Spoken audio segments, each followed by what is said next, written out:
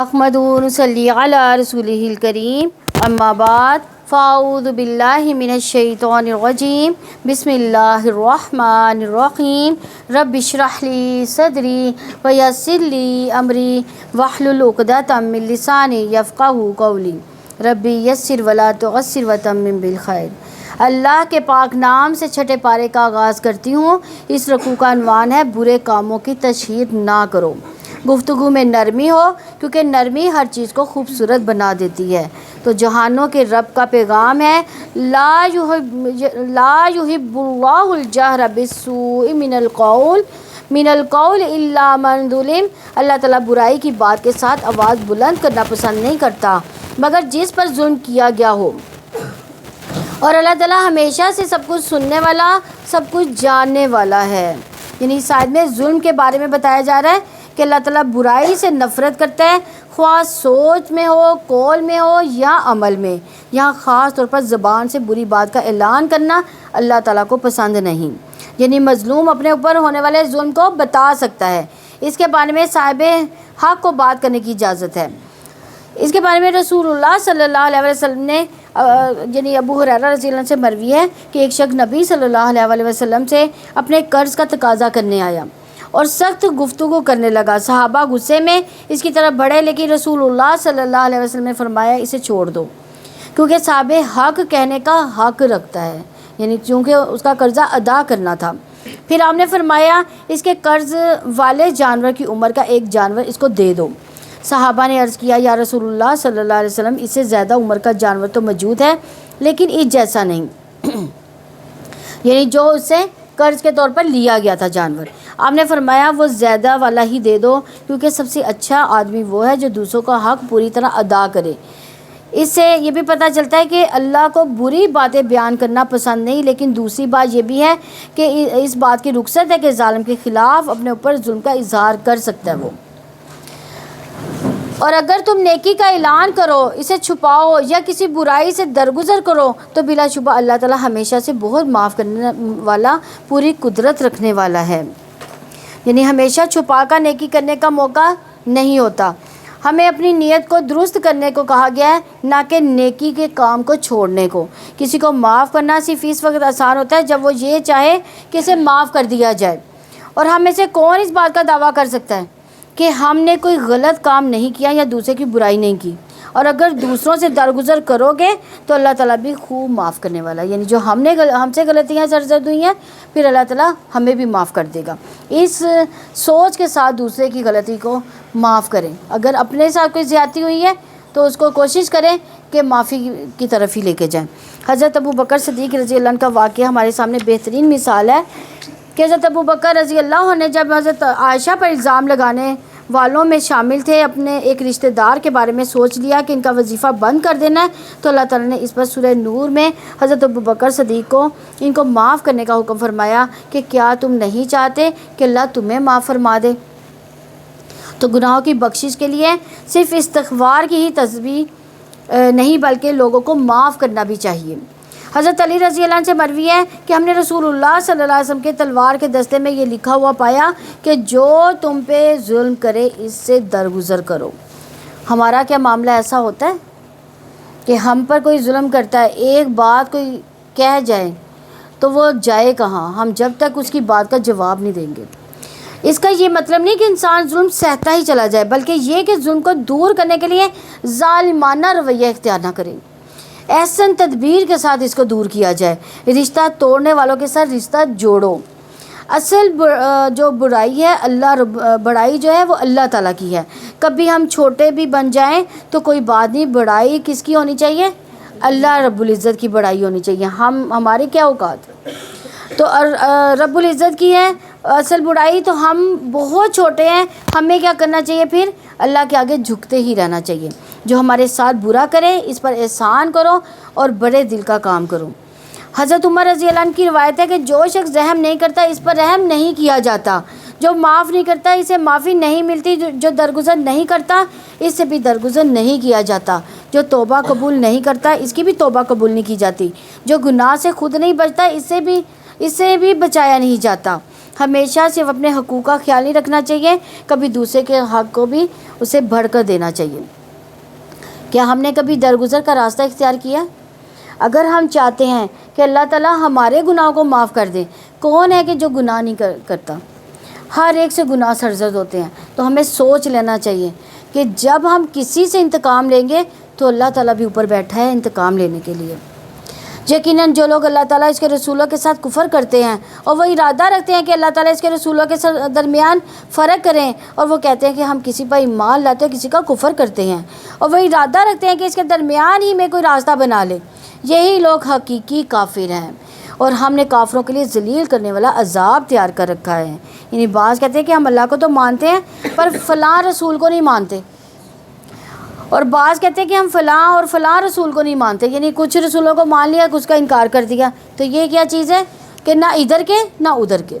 اور جو لوگ اللہ تعالیٰ پر اس کے رسولوں پر ایمان لائے اور انہوں نے ان میں سے کسی ایک کے درمیان فرق نہ کیا، یہی لوگ ہیں، انہیں جلدی اللہ تعالیٰ ان کے اجر سے نوازے گا، اور اللہ تعالیٰ ہمیشہ سے بے حد بخشنے والا، نہایت رحم والا ہے۔ یعنی دین پر اپنی مرضی سے عمل نہیں کیا جا سکتا، جس چیز کو ماننے کو کہا گیا اس کو مانا جائے گا، اس کو ماننا ضروری ہے بلکہ، اور آخرت کے عذاب اور رسوائی سے بچنے کے لیے تمام رسولوں کو بھی ماننا بہت ضروری ہے۔ وحدت ادیان صرف اسی وقت ہو سکتا ہے جب رسول اللہ صلی اللہ علیہ وسلم پر ایمان لایا جائے۔ جب آخری رسول پر ایمان نہیں ہوگا تو پھر کسی پر بھی نہیں ایمان۔ اہل کتاب آپ سے سوال کرتے ہیں کہ آپ ان پر آسمان سے کوئی کتاب اتار دیں، سو وہ تو یقیناً موسیٰ سے اس سے زیادہ بڑا سوال کر چکے ہیں۔ چانچہ انہوں نے کہا کہ ہمیں اللہ تعالیٰ کو بالکل سامنے دکھا دو۔ یعنی اہل کتاب نے کیا مطالبہ کیا تھا کہ ہم نے اللہ تعالیٰ کو دیکھنا ہے۔ ان کے ظلم کی وجہ سے انہیں بجلی کی کڑک نے پکڑ لیا، پھر انہوں نے بچڑے کو معبود بنا لیا۔ اس کے بعد کہ ان کے پاس واضح نشانیاں آ چکی تھیں تو ہم نے اسے درگزر کیا، ہم نے موسیٰ کو واضح غلبہ دیا۔ یعنی موسیٰ علیہ السلام کے بھائی ان کے مددگار تھے، مگر بنی اسرائیل کا عمومی رویہ اپنے پیغمبر کی مدد کرنا تھا، مگر اللہ تعالیٰ نے پھر بھی موسیٰ علیہ السلام کو غلبہ عطا کر دیا، اور ہم نے ان سے پختہ عہد لینے کی وجہ سے ان پر پہاڑ کو اٹھایا، اور ہم نے ان سے کہا کہ دروازے میں سجدہ کرتے ہوئے داخل ہو جاؤ، اور ہم نے ان سے کہا ہفتے کے دن میں تم زیادتی نہ کرو، اور ہم نے ان سے ایک انتہائی مضبوط عہد لیا تھا۔ چنانچہ ان کے پختہ عہد توڑنے اور اللہ تعالیٰ کی آیات کا کفر کرنے اور پیغمبروں کو ناحق قتل کرنے اور یہ کہنے کہ ہمارے تو دل غلافوں میں ہیں، بلکہ ان کے کفر کی وجہ سے اللہ تعالیٰ نے ان کے دلوں پر مہر لگا دی، سو ان میں سے بہت ہی کم لوگ ہیں جو ایمان لاتے ہیں۔ یعنی بار بار انہوں نے کیا کیا؟ گناہ کیا، اللہ تعالیٰ کی نافرمانی کی، تو اللہ تعالیٰ نے بھی پھر کیا کیا؟ ایمان لانے اور نیک کام کرنے کی ان سے توفیق ہی چھین لی۔ تو جو اللہ تعالیٰ کا عہد توڑے گا، انبیاء کے ساتھ زیادتی کرے گا، کوئی بات سننے کو تیار ہی نہ ہوگا، تو مومن غلطی کر کے اصرار نہیں کرتا بلکہ فوراً پلٹ آتا ہے۔ گناہ سے فوراً نکلنے کی فکر کرنی چاہیے کہ یہ خیر کا دروازہ کھولنے میں رکاوٹ بھی بن سکتا ہے اگر گناہ پہ گناہ کرتے گئے تو۔ اور ان کے کفر کی وجہ سے اور مریم پر ان کے بہتان عظیم کی وجہ سے اور ان کے کہنے کی وجہ سے کہ یقین اللہ تعالیٰ کے رسول مسیح ابن مریم کو ہم نے قتل کیا، حالانکہ انہوں نے نہ اسے قتل کیا نہ انہیں سولی چڑھایا، بلکہ ان کے لیے اس کی شبیہ بنا دی گئی۔ اور بلا شبہ جن لوگوں نے ان میں سے اختلاف کیا، یقیناً وہ اس کے بارے میں شک میں ہیں، انہیں ان کے بارے میں گمان کا پیچھا کرنے کی سوا علم نہیں، اور انہوں نے یقیناً اسے قتل نہیں کیا بلکہ اللہ تعالیٰ نے اسے اپنی طرف اٹھا لیا۔ کسے اٹھایا تھا؟ حضرت عیسیٰ علیہ السلام کو اٹھایا تھا، اور انہوں نے کیا کہا کہ ہم نے تو سولی پہ چڑھا کے قتل کر دیا، حالانکہ اللہ تعالیٰ کیا کہہ رہے ہیں؟ میں نے تو اس کو اٹھا لیا۔ اللہ تعالیٰ ہمیشہ سے سب پر غالب کمال حکمت والا ہے۔ اس آیت میں اللہ تعالیٰ کی ایک صفت عزیز استعمال کی گئی ہے، جس کا ایک معنی عزت دینے والا، یعنی اللہ اپنے دوستوں کو پیغمبروں کو عزت دینے والا ہے، اور اہل کتاب میں سے کوئی ایسا نہیں مگر اس کی موت سے پہلے اس پر ضرور ایمان لائے گا، قیامت کے دن وہ اس پر گواہ ہوگا۔ یعنی عیسیٰ علیہ السلام دوبارہ دنیا میں آئیں گے، طبعی موت سے فوت ہوں گے، اور اہل کتاب ان کو وفات سے قبل ان پر ایمان لے آئیں گے۔ تو عیسیٰ علیہ السلام کی وفات اور عیسیٰ علیہ السلام دوبارہ دنیا میں آئیں گے، طبعی موت سے فوت ہوں گے، مسلمان کا جنازہ پڑھیں گے، پھر قیامت کے دن کو دوبارہ اٹھایا جائے گا۔ اور ابو ہریرہ رضی اللہ عنہ سے مروی ہے، وہ کہتے ہیں کہ رسول اللہ صلی اللہ علیہ وسلم نے فرمایا عیسیٰ ابن مریم نازل ہوں گے، پس وہ خنزیر کو قتل کریں گے، صلیب کو مٹا دیں گے، ان کے لیے نماز کو جمع کیا جائے گا، مال عطا کیا جائے گا، یہاں تک کہ اسے قبول نہیں کیا جائے گا، یعنی کوئی صدقہ لینے والا اس وقت نہیں رہ جائے گا۔ آپ جزیہ کو ختم کر دیں گے اور روحا نامی جگہ پر پڑاؤ کریں گے، وہاں سے حج یا عمرہ کریں گے یا ان دو عبادتوں کو ملا کر کریں گے۔ پھر ابو ہریرہ رضی اللہ عنہ نے اسی آیت کی تلاوت کی، وَإِن مِّنْ أَهْلِ الْكِتَابِ إِلَّا لَيُؤْمِنَنَّ بِهِ قَبْلَ الْمَوْتِ وَيَوْمَ الْقِيَامَةِ يَكُونُ عَلَيْهِمْ شَهِيدًا۔ اور عیسیٰ کا دوبارہ دنیا میں آنا متواتر احادیث سے ثابت ہے، یعنی 70 سے زائد احادیث ہیں جو اس بات پر گواہ ہیں کہ عیسیٰ علیہ السلام دوبارہ آئیں گے اور وہ دنیا میں حاکم عدل کی شکل میں یعنی بنیں گے، اور نئے نبی کی شکل میں نہیں، یعنی یعنی انہیں بھی کس کی پیروی کرنی ہوگی؟ نبی صلی اللہ علیہ وسلم کی پیروی کرنی ہوگی۔ ان کے آنے کے بعد اسلام کے سوا باقی ادیان سارے کے سارے ختم ہو جائیں گے۔ ابو ہریرہ رضی اللہ عنہ سے روایت ہے کہ نبی صلی اللہ علیہ وسلم نے فرمایا میرے اور عیسیٰ کے درمیان کوئی نبی نہیں ہے، یقیناً وہ اترنے والے ہیں، جب تم انہیں دیکھو تو پہچان لوگے، وہ درمیانی قامت والے، ان کا رنگ سرخ سفید ہوگا، ہلکے زرد رنگ کے لباس میں ہوں گے اور ایسے محسوس ہوگا جیسے ان کے سر پر پانی ٹپک رہا ہے، حالانکہ نمی نہیں ہوگی اور وہ لوگوں سے اسلام کے لیے قتال کریں گے اور صلیب توڑیں گے، جزیہ موقوف کر دیں گے۔ اللہ ان کے زمانے میں اسلام کے علاوہ دیگر ادیان کو ختم کر دیں گے اور مسیح دجال کو ہلاک کر دیں گے، اور عیسیٰ علیہ السلام زمین میں 40 سال رہیں گے، پھر ان کی وفات ہوگی اور مسلمان کا جنازہ پڑھیں گے۔ یاجوج ماجوج بھی انہی کے دور میں آئیں گے۔ عیسیٰ علیہ السلام قیامت کی نشانیوں میں سے بھی ایک نشانی ہے۔ تو ان لوگوں کے ظلم کی وجہ سے جو یہودی ہوئے، ان کے بہت سو کو اللہ تعالیٰ کی راہ سے روکنے کی وجہ سے ہم نے ان پر پاک چیزیں بھی حرام کر دی جو ان کے لیے حرام کی گئی، یعنی بعض اوقات گناہوں کی سزا دنیا میں ملتی ہے اور انسان نعمتوں سے محروم کر دیا جاتا ہے، اس لیے گناہوں سے بچنے کی کوشش کرنی چاہیے۔ ہر گناہ ہو جائے، اگر کوئی گناہ ہو جائے تو کیا کریں گے؟ توبہ کر لیں گے، اور تاکہ دنیا اور آخرت کے عذاب سے بچ جائے، یعنی دنیا میں بھی جو ہے نہ توبہ کرنے پر عذاب ہوگا، یعنی اگر کوئی گناہ ہو گیا۔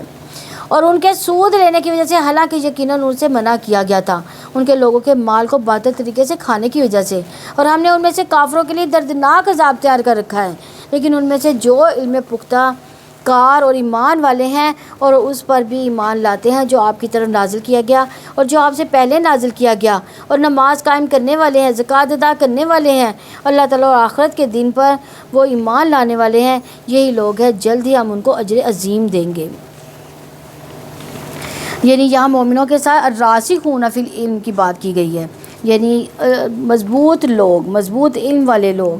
نافع بن یزید کہتے ہیں راسخون فی العلم، اللہ کے لیے عاجزی کرنے والے، اللہ کی رضا کو طلب کرنے والے لوگ ہیں، اور وہ اپنے سے اوپر والے لوگوں پر بڑائی کا اظہار نہیں کرتے اور اپنے سے کم درجے کے لوگوں کو حقیر نہیں سمجھتے، ان کا ظاہر باطن دونوں خوبصورت ہوتے ہیں، مخلوق کے ساتھ معاملات اچھے رکھتے ہیں۔ ایک اور قول ہے کہ راسخون فی العلم وہ ہوتا ہے جس میں 4 چیزیں پائی جاتی ہوں، اس کے اور اللہ کے درمیان تقوی ہوتا ہو، اس کے اور مخلوقات کے درمیان عاجزی اور انکساری ہو، اس کے اور دنیا کے درمیان رغبتی ہو، اس کے اور اس کے نفس کے درمیان مجاہدہ پایا جاتا ہو، یعنی وہ اپنے نفس کو کوستا ہو، اس کی اصلاح کرتا رہتا ہو۔ کیا ہم نے کبھی اپنے نفس کی اصلاح کی؟ ہم نے سوچا میرے نفس سے یہ والا گناہ سرزد ہو گیا، اور ہم نے اپنے نفس کو کبھی کوسا ہو؟ تو آج علم تو بہت سے لوگوں میں نظر آتا ہے، مگر علم میں مضبوطی، پختگی، شان چند ہی لوگوں میں دکھائی دیتی ہے۔ اللہ تعالیٰ ہمیں بھی راسخون فی العلم والا بنا دے۔ ہم نے آپ کی طرف بھی بلا شبہ ایسے ہی وحی کی ہے جیسے ہم نے نوح اور اس کے بعد کے نبیوں کی طرف کی تھی، اور ہم نے ابراہیم اور اسماعیل اور اسحاق اور یعقوب اور اولاد یعقوب اور عیسیٰ اور ایوب اور یونس اور ہارون اور سلیمان کی طرف وحی کی تھی۔ ہم نے داؤد کو زبور عطا کی، اور وہ رسول جس کے حالات یقیناً ہم پہلے بھی آپ پر بیان کر چکے، اور وہ رسول بھی جن کے حالات ہم نے آپ پر بیان نہیں کیے، اور موسیٰ سے اللہ تعالیٰ نے کلام کیا، خود کلام کرنا، یعنی انبیاء کی تعداد 1,24,000 ہے، اور 1,24,000 اور بعض روایت میں 1,04,000 بھی ملتی ہے۔ اور رسولوں کی تعداد 304 ہے اور 5 جو ہے اولو العزم ہیں۔ قرآن مجید سے 25 رسولوں کے نام پتہ چلتے ہیں۔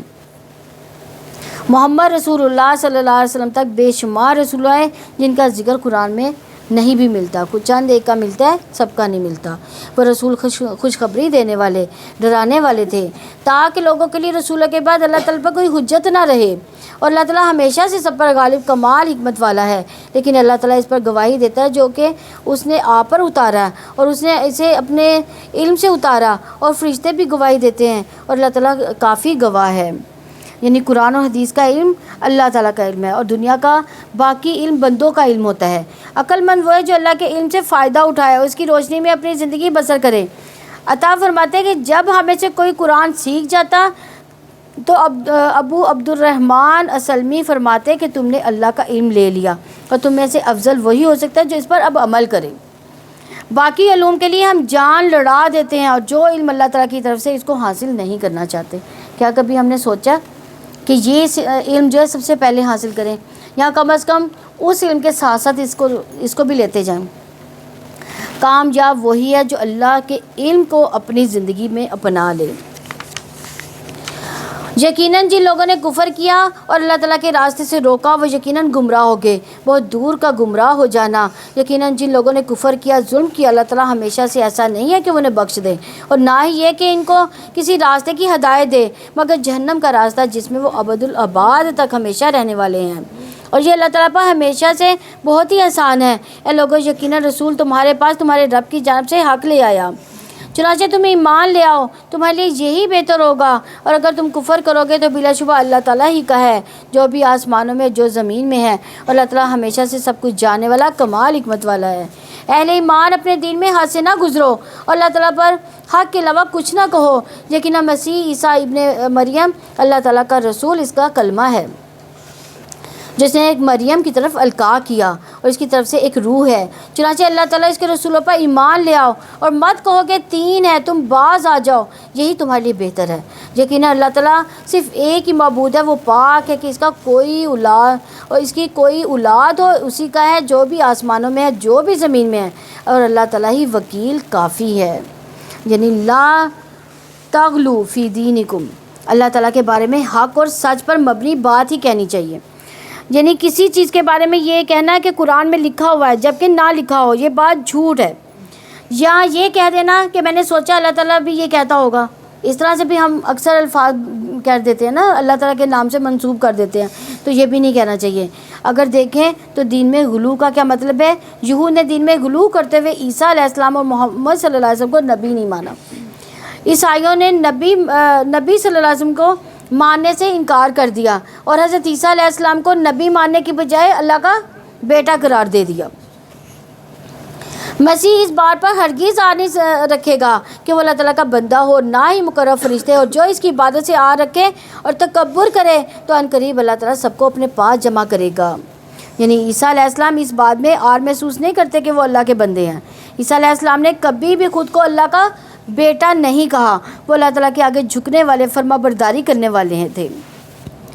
پر جو لوگ ایمان لائے اور جنہوں نے نیکیاں کی تو اللہ تعالیٰ ان کو پورا اجر دے گا، اور اپنے فضل سے انہیں مزید بھی عطا کرے گا۔ اور رہے وہ لوگ جنہوں نے آر سمجھا، تکبر کیا، تو وہ انہیں دردناک عذاب دے گا، اور وہ اللہ تعالیٰ کے سوا اپنے لیے کوئی نہ دوست پائیں گے اور نہ کوئی مددگار پائیں گے۔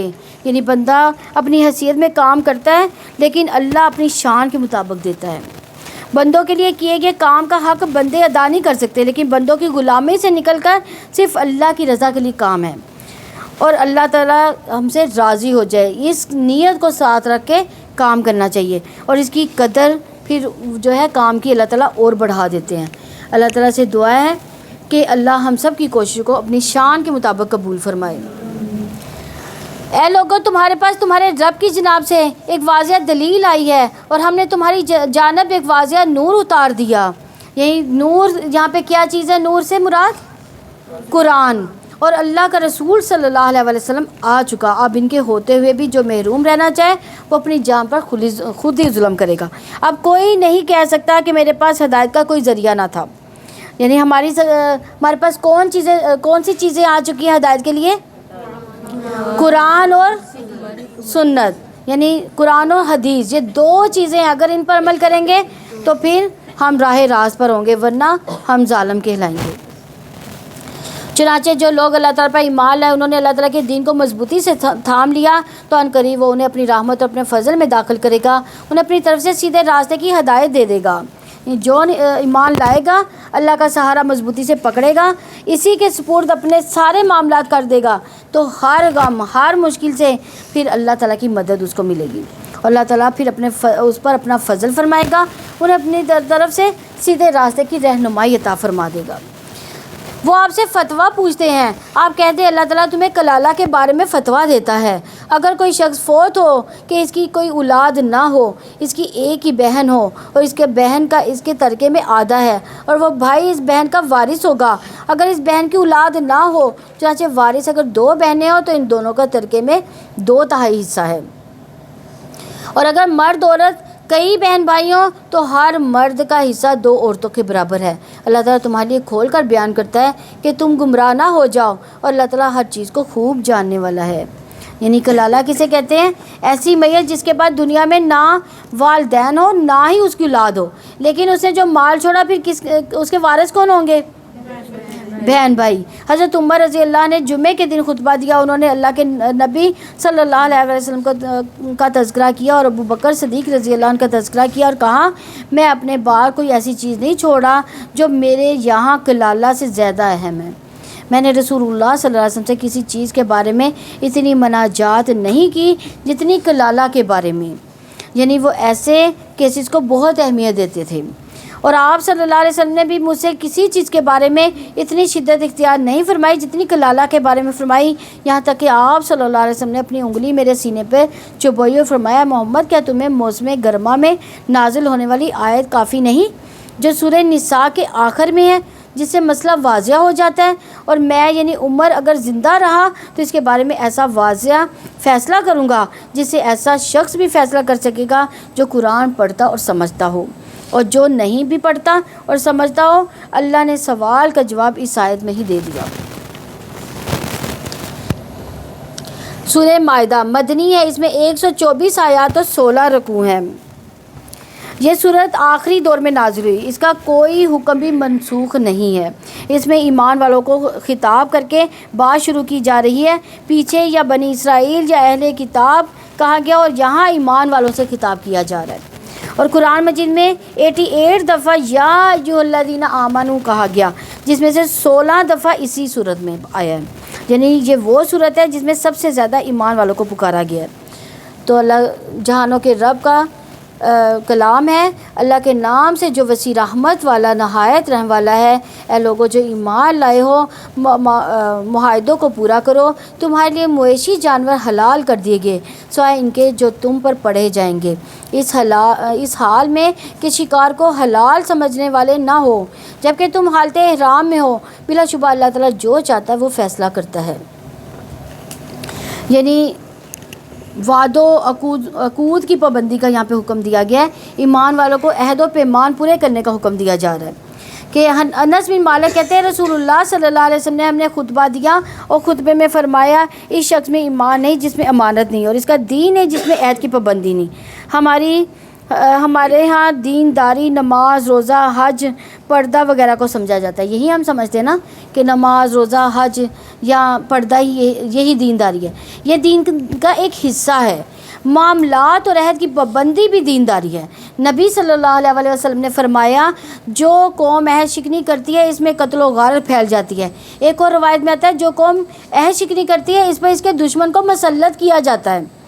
معاہدہ 2 افراد کے درمیان ہو یا 2 قوموں کے درمیان، 2 مسلمانوں کے درمیان ہو یا مسلم نان مسلم کے درمیان معاہدہ کیوں نہ ہو، اسے کیا کرنا چاہیے؟ لازماً پورا کرنا ہے۔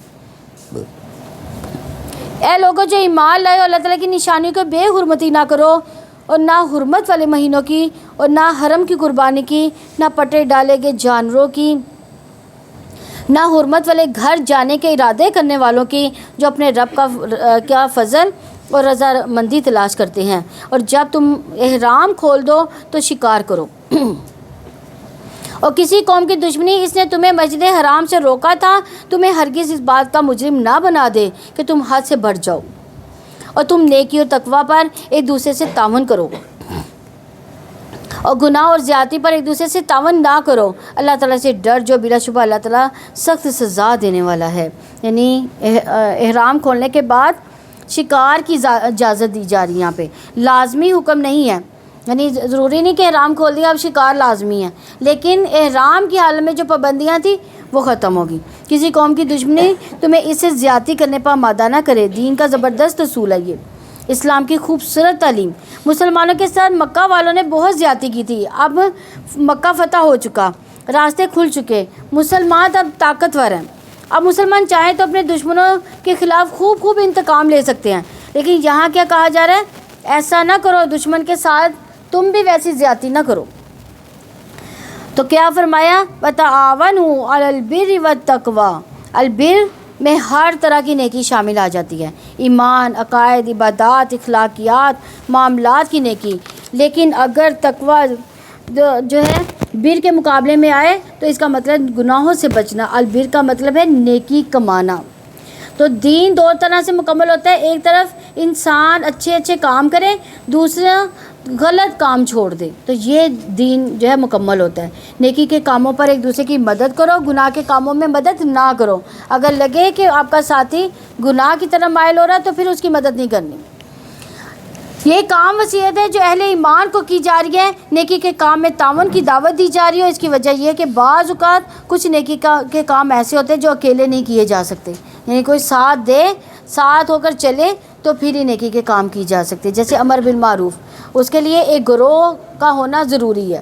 جب سب مل کر کام کریں گے، یعنی امر بالمعروف کا کام کریں گے تو زیادہ اچھے طریقے سے ہو سکے گا۔ چھوٹے پیمانے پر جیسے آپ کسی غریب مسکین کی اپنی ذاتی مال میں سے مدد کر رہے ہیں، کسی کی فیس دے رہے ہیں، کسی کے گھر کا کرایہ دے رہے ہیں، تو یہ آپ ذاتی طور پر بھی کر سکتے ہیں۔ لیکن اس کے لیے بعض کا ایسے ہوتا ہے مختلف گروہ کام کرتے ہیں، یعنی آپس میں مال جمع کر لیتے ہیں ایک جگہ پر، تو پھر کیا کرتے ہیں وہ مال جو ہے وہ تقسیم کیا جاتا ہے، تو یہ بھی جو ہے ایک دوسرے کا تعاون ہے۔ تو نیکی کی مختلف اقسام ہیں۔ ابو موسیٰ رضی اللہ عنہ سے روایت ہے، نبی صلی اللہ علیہ وسلم نے فرمایا ہر مسلمان پر صدقہ واجب ہے۔ لوگوں نے عرض کیا اگر کوئی نہ کر سکا تو آپ نے فرمایا اپنے ہاتھ سے کام کرے، اس سے اپنی ذات کو نفع پہنچائے اور صدقہ کرے۔ لوگوں نے پوچھا اگر اس کی استطاعت نہ رکھتا ہو، کوئی بوڑھا ہے، بیمار ہے، کمزور ہے، تو آپ نے فرمایا کسی حاجت مند پریشان حال کی مدد کرے، یعنی کسی کا دل بہلائے۔ لوگوں نے عرض کیا اگر یہ بھی نہ کر سکا، آپ نے فرمایا خیر کا حکم دیا کرے یا اچھی باتوں کا حکم دیا کرے۔ لوگوں نے عرض کیا اگر یہ بھی نہ ہو سکے تو آپ نے فرمایا بری باتوں سے روکا کرے۔ تقویٰ بری باتوں سے روکنا۔ انسان نیکی کی طرف دوسروں کی رہنمائی کرتا ہے، اس کو کام میں ساتھ شریک کرتا ہے، تو جتنے لوگ اس کو لے کر چلیں گے تو ان سب کو اس کا اجر ملے گا۔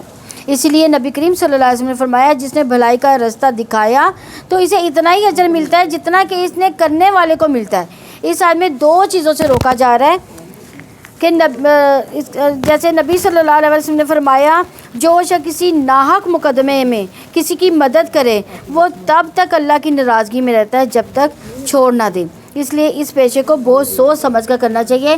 کسی غلط کام، قاتل یا انصاف کے خلاف عمل کی پشت پناہی نہیں کرنی چاہیے۔ یہ بہت جامع آیت ہے، اس کو اپنی زندگی میں ایک رہنما اصول کے طور پر لینا چاہیے۔ جہاں کوئی خیر کا کام کر رہا ہے اس کے ساتھ شامل ہو، جیسی کوئی میز اٹھا رہا ہو تو اس کے ساتھ کیا کرنا چاہیے؟ مدد کرنی چاہیے میز اٹھانے میں، ٹھیک ہے۔ اسی طرح کوئی نیکی کا کام کر رہا ہے تو آپ بھی اس کے ساتھ شامل حال ہوں تاکہ اس کو نیکی کا کام کرنا آسان ہو، اور اس کا اجر اس کو تو ملے گا لیکن ساتھ آپ کو تعاون کرنے کا بھی ملے گا۔ تم پر حرام کر دیا گا مردار، خون اور سور کا گوشت، اور وہ جس پر اللہ تعالیٰ کے سوا کسی کا نام پکارا جائے۔ اب یہ دیکھیں حرام چیزوں کی طرف رہنمائی کی جا رہی ہے۔ اور گلا گھٹنے سے مرنے والا جانور، چوٹ لگنے سے مرنے والا جانور، بلندی سے گر کر مرنے والا، سینگ لگنے سے مرنے والا، جسے درندے نے کھایا ہو مگر جسے تم نے ذبح کیا ہو، اور جو کسی آستانے پر ذبح کیا گیا ہو۔ آستانہ کس کا ہونا چاہیے؟ اللہ کا آستانہ نہیں، اللہ کا آستانہ نہیں ہوتا، یعنی کوئی مزار وغیرہ، اگر وہ اس آستانے پر آپ نے ذبح کیا تو وہ بھی حرام ہو گیا۔ اور یہ بھی حرام ہے کہ تم تیروں کے ساتھ قسمت کا حال معلوم کرو، یعنی بعض کا قسمت کا حال معلوم کرنے لگتے ہیں.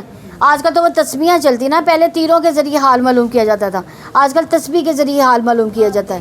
تو یہ ہاتھ دیکھنا بھی یہ بھی حرام ہے، یہ نافرمانی ہے. آج تمہارے دین سے وہ لوگ مایوس ہو گئے جنہوں نے کفر کیا، چنانچہ تم ان سے نہ ڈرو اور تم مجھ سے ڈرو. آج میں نے تمہارے دین کو مکمل کر دیا اور تم کو اپنی نعمت پوری کر دی. تمہارے اسلام کو بطور دین پسند کیا. چنانچہ جو شخص بھوک میں مجبور کیا جائے کہ گناہ کے لیے مائل ہونے والا نہ ہو تو بلا شبہ اللہ تعالیٰ بےحد بخشنے والا نہایت رحم والا ہے. بعض کا ایسے حالات آ جاتے ہیں کہ اگر حرام بھی نہ وہ کھائے گا، حلال مل نہیں رہا، حرام نہیں کھائے گا تو اس کی موت واقع ہو جائے گی. تو اس صورت میں اللہ تعالیٰ دیکھے کتنا بخشنے والا، کتنا نہایت رحم والا ہے کہ اس وقت کھانے کا حکم دے رہے ہیں اللہ تعالیٰ، کہ اس وقت اتنا کھا سکتے ہیں کہ جتنی انسان کی جان بچ جائے. یہ نہیں کہ اس کے دل میں کبھی خیال آیا کہ میں حرام کھاؤں گا، اس طرح نہیں. وہ آپ سے پوچھتے ہیں کہ ان کے لیے کیا حلال کیا گیا. آپ کہتے ہیں تمہارے لیے پاک چیزیں حلال کر دی گئیں اور شکاری جانوروں میں سے جو تم نے سدھار رکھے ہیں جنہیں تم شکار بنانے والے ہو، تم انہیں سکھاتے ہو اس میں سے جو اللہ تعالیٰ نے تمہیں سکھایا. چاہے جو وہ تمہارے لیے پکڑ رکھے ہیں اس میں سے کھاؤ، اس پر اللہ تعالیٰ کا نام ذکر کرو، اللہ تعالیٰ سے ڈرتے رہو، بلا شبہ اللہ تعالیٰ بہت جلد حساب لینے والا ہے.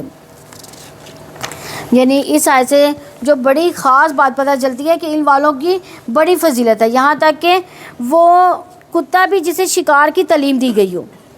یعنی کتا ویسے تو پالنا حرام ہے، لیکن چند ایک کام ایسے ہیں جس کے لیے کتا پالا جا سکتا ہے. اور وہ بھی ظاہری بات ہے اللہ تعالیٰ نے کوئی بھی چیز جو ہے بیکار پیدا نہیں کی، ہر چیز میں اللہ تعالیٰ کا کوئی نہ کوئی فائدہ ہے. تو اسے حلال یعنی حلال شکار کے لیے جو ہے وہ سکھایا جاتا ہے. تو وہ بھی چیز یعنی اسے دوسرے جانوروں کے مقابلے میں زیادہ فضیلت دی گئی ہے. اللہ تعالیٰ نے اس کتے کو بھی کسی نہ کسی مقصد کے لیے پیدا کیا. تو سیکھنے کی بات یہاں پہ کیا ہے کہ جب ایک جانور سیکھ سکتا ہے تو کیا انسان نہیں سیکھ سکتا؟ انسان بھی سیکھ سکتا ہے. یہ سوچنا کہ میری عمر زیادہ ہوگی، میرا دماغ کام نہیں کرتا. اکثر عورتیں یہ کہتی ہیں ہم تو پڑھ نہیں سکتے، ہمارا تو دماغ کام نہیں کرتا، ہمیں یاد نہیں رہتا، ہم بھول جاتے ہیں. تو یہ جو کلام ہے یہ ایسا کلام ہے کہ یہ کلام کوئی خود نہیں سیکھ سکتا. اس کو سیکھنے کے لیے کس کی مدد چاہیے؟ ہمیں اللہ تعالیٰ کی. تو آپ اس کلام کو سیکھنے کے لیے سب سے پہلے مدد آپ کو درکار ہے. تو آپ نے کیا کرنا ہے؟ سب سے پہلے اللہ تعالیٰ سے دعائیں کرنی ہیں. آپ دعا کریں گے تو تبھی اس کو آپ پا سکیں گی، ورنہ آپ اس کو پا نہیں سکتی. نبی صلی اللہ علیہ وسلم کو وحی کس عمر میں نازل ہوئی تھی؟ تو انہوں نے کس عمر میں پھر قرآن حفظ کیا تھا؟ 40 کے بعد ہی کیا نا، 40 کے بعد ہی کیا نا. جتنی دیر وحی آتی رہی اتنے سال ان کو لگے حفظ کرنے میں. تو کیا ہوا؟ ان کو کیا دماغ میں نہیں رہا؟ اللہ تعالیٰ نے کہا تھا اس کا یاد کروانا مجھ پہ ہے. اس کا یاد کروانا کس پہ ہے؟ اللہ تعالیٰ پہ. اگر ہم بھی اس کو یاد کرنا چاہتے ہیں، اس کو اگر سیکھنا چاہتے ہیں، اس کا ترجمہ سیکھنا چاہتے ہیں، تو آپ یہ جان لیں کہ اللہ تعالیٰ کی مدد کے بغیر آپ نہیں سیکھ سکتے. اللہ تعالیٰ سے دعائیں کیا کریں، اللہ تعالیٰ مجھے اس کام میں آسانی فرما دے. اللہ تعالیٰ ہم سب کو اس قرآن کا علم عطا فرمائے اور علم کے بعد اللہ تعالیٰ عمل والا بھی بنائے ہم سب کو. آج تمہارے لیے پاک چیزیں حلال کر دی گئیں اور اہل کتاب کا کھانا تمہارے لیے حلال ہے، تمہارا کھانا ان کے لیے حلال ہے. مومن پاک دامن عورتیں ان لوگوں میں سے پاک دامن عورتیں جو تم سے پہلے کتاب دیے گئے، جب تم ان کے لیے مہر انہیں ادا کر دو، انہیں نکاح میں لانے والے ہو، اعلانیہ بدکاری کرنے والے نہ ہو، نہ چھپے دوست بنانے والے ہو. اور جو شخص ایمان کے ساتھ کفر کرے گا تو یقیناً اس کا عمل ضائع ہو گیا، وہی آخرت میں خسارہ اٹھانے والوں میں سے ہے. اسلام میں عورتوں کو مہر دینے کی کتنی تاکید کی گئی ہے. چاہے آزاد ہو، غلام ہو، اہل کتاب کی عورت، سب کو مہر دو. یہ نہیں کہ مسلمان نفقہ جو ہے وہ مسلم عورت کو صرف دے گا بلکہ غیر مسلم کو بھی دے گا. یعنی اہل کتاب میں سے کسی بھی عورت کے لیے یہ چیز بہت تکلیف دہ اور نقصان دہ ہے کہ کوئی مرد اس سے فائدہ اٹھائے لیکن اس کے لیے قوام نہ بنے، یعنی اس کا ذمہ دار نہ بنے، اس کی حفاظت نہ کرے. نان نفقے کی ذمہ داری نہ اٹھائے، اس کی ضروریات کا خیال نہ کر رکھے۔ ہمارے دین نے جہاں شادی کی اجازت دی، اس کو عبادت قرار دیا، وہاں فریق ثانی کے حقوق ادا کرنے کی بھی بڑی تلقین کی گئی ہے، چاہے مسلمان عورت ہو یا اہل کتاب میں سے کوئی غلام ہو یا لونڈی ہو۔ رسول اللہ صلی اللہ علیہ وسلم نے فرمایا مہر یا جس وعدے کے ساتھ عورت کی شرمگاہ کو حلال کیا جاتا ہے تو یہ اسی عورت کا حق ہے جو عقد نکاح کے بعد جس چیز کے ساتھ عورت کے باپ بھائی اور اس کی تکریم کی جائے اور اسی کا ہوگا، یعنی اگر کسی کو کوئی تحفہ دیا جائے گا تو وہ اسی کا ہے۔ یعنی بعض کا ایسے ہوتا ہے نا، ہم لوگ عورتوں کو طلاق دیتے ہیں تو اسے سارا کچھ چھین لیتے ہیں، لیکن جو اس کو تحفتاً دے چکے وہ اسے نہیں چھینا چاہے گا۔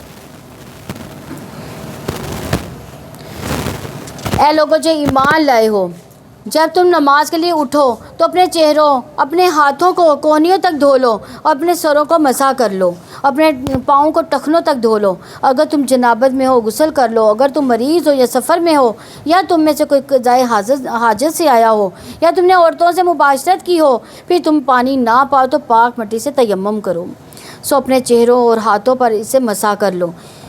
اللہ تعالیٰ ارادہ نہیں رکھتا کہ تم پر کوئی تنگی کرے، لیکن وہ ارادہ رکھتا ہے کہ تمہیں پاک کرے تاکہ تم پر اپنی نعمت پوری کر دے، تاکہ تم شکر ادا کرو۔ کس بات کا حکم دیا جا رہا ہے اس میں؟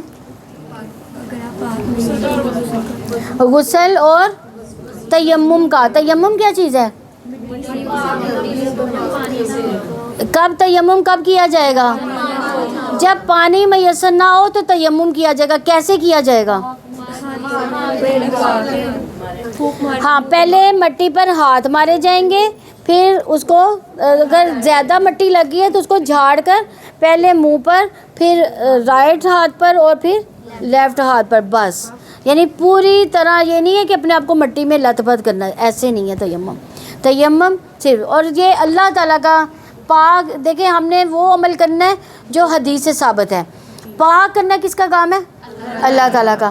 جب اللہ تعالیٰ ہماری نیتوں کو دیکھیں گے، ٹھیک ہے، اس میں آپ یہ اضافہ کر سکتے ہیں کہ بسم اللہ پڑھ لیں شروع میں، جیسے ہم وضو سے پہلے بسم اللہ پڑھتے ہیں، بسم اللہ پڑھیں اور تیمم کریں۔ تو لیکن یہ جو شرط ہے یہ اس وقت ختم ہو جائے گی جب پانی نظر آئے گا۔ ہاں، بیماری ہے، بیماری میں آپ اگر ہاتھ لگائیں گی تو بیماری بڑھنے کا ڈر ہے یا موت واقعہ ہونے کا ڈر ہے، تو پھر کیا ہوگا؟ پانی موجود بھی ہوگا تب بھی تیمم ہی کریں گے۔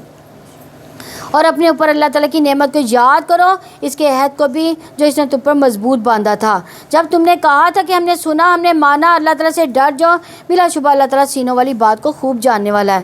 اے لوگوں جو ایمان لائے ہو، اللہ تعالیٰ کے لیے خوب قائم رہنے والے، انصاف کے ساتھ گواہی دینے والے بن جاؤ، اور کسی قوم کی دشمنی تمہیں ہرگز اس بات کا مجرم نہ بنا دے کہ تم عدل نہ کرو۔ عدل کرو، یہی تقوی کے زیادہ قریب ہے۔ اللہ تعالیٰ سے ڈر جو بھی تم عمل کرتے ہو، یقین اللہ تعالیٰ ان سے اسے پوری طرح باخبر ہے۔ یعنی دیکھیں عدل کا بار بار ذکر آ رہا ہے۔ رسول اللہ صلی اللہ علیہ وسلم نے فرمایا بے شک عدل و انصاف کرنے والے اللہ کے نور کے ممبروں پر ہوں گے، جو رحمان کے دائیں طرف ہوں گے اور اس کے دونوں ہاتھ دائیں ہیں۔ یہ وہ لوگ ہوں گے جو اپنے فیصلوں میں، اپنے گھر والوں میں، اپنے ماتحتوں کے درمیان عدل کر دیتے ہیں۔ تو ہم کیا کرتے ہیں؟